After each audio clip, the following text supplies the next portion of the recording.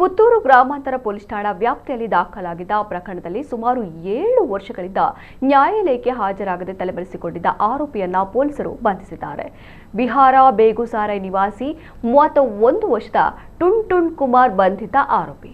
Police ಸಿಬ್ಬಂದಿಯಾದ ಮಧು K N, ಅಸ್ತಮ್ R, Nagesh KC ರವರು ಬಿಹಾರದಲ್ಲಿ ಶನಿವಾರ ಆರೋಪಿಯನ್ನ ಬಂಧಿಸಿ ನ್ಯಾಯಾಲಯಕ್ಕೆ ಹಾಜರುಪಡಿಸಿದ್ದಾರೆ.